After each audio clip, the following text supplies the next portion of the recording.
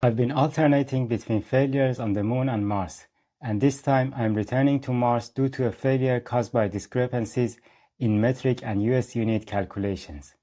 In 1990s, NASA started Mars exploration program. In the first phase, in 1996, NASA launched two spacecrafts, the Mars Global Surveyor and the Mars Pathfinder, to take global pictures of the planet and begin the search for water on Mars. In the second phase, they launched Mars Climate Orbiter and Polar Lander. The Mars Climate Orbiter launched to study climate and to serve as a communications relay for the Mars Polar Lander, which launched just 3 weeks later.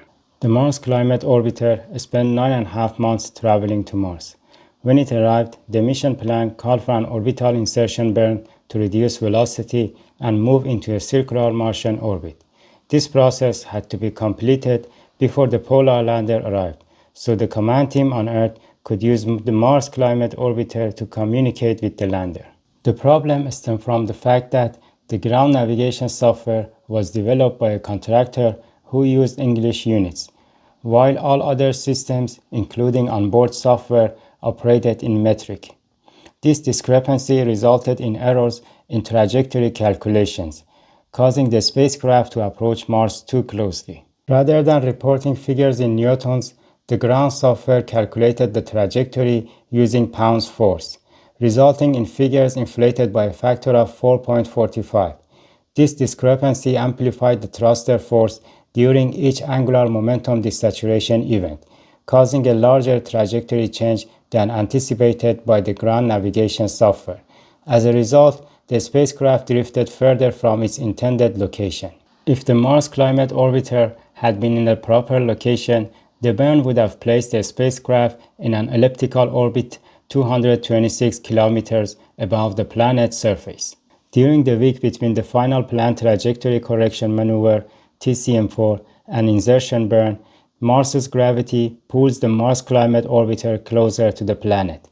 With only 1 hour left before the scheduled burn, more precise calculations revealed that the Mars Climate Orbiter was approaching an altitude as low as 110 km, just 30 km above the minimum survivable altitude.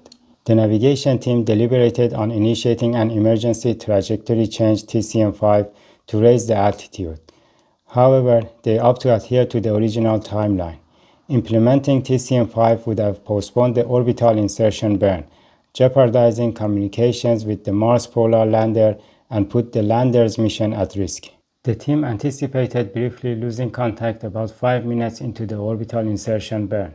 However, the signal disappeared 49 seconds earlier than expected, and they never regained contact with the Mars Climate Orbiter.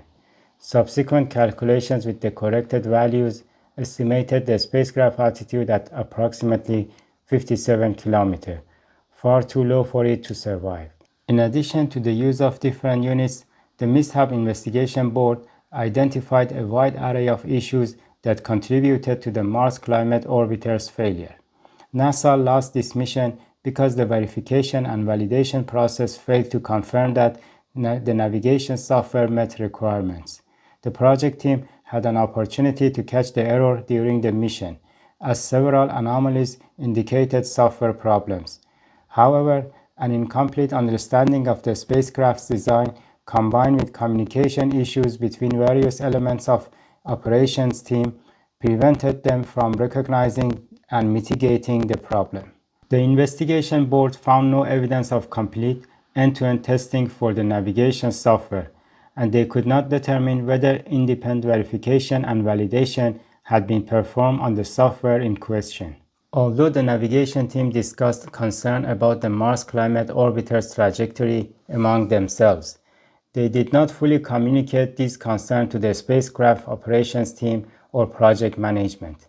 Overall, there was little cross-communication or shared understanding between the various teams on the project.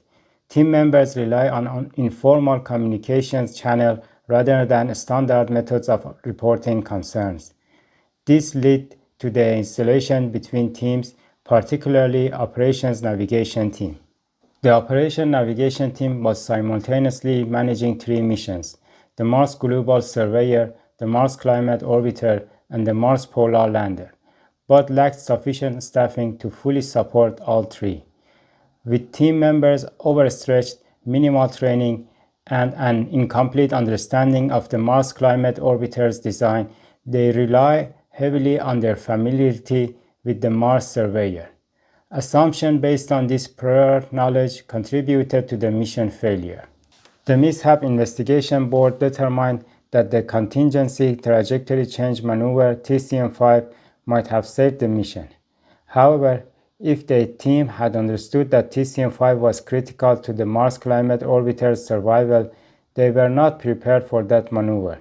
Analysis and tests for TCM-5 had not been complete, and procedures for the operation were not fully developed. Instead of considering the risk, they made their decision based on concerns about the timeline.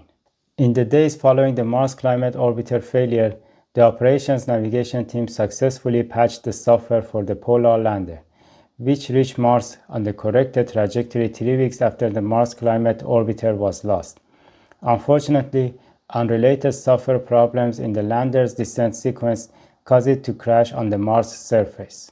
In response to these failures, the Mars Climate Orbiter Investigation Board issued a report on the project management in NASA, highlighting problems the Mars Climate Orbiter team experienced and articulating lessons to be applied in future missions. Despite these setbacks, the Mars program continued. In 2005, the Mars Reconnaissance Orbiter proved to be a huge success, returning more data than all previous Mars missions combined. Simply identifying the problems that cause mission failures is not enough. Each mission team needs to determine how to implement the lessons learned from previous missions. Thanks for watching this episode.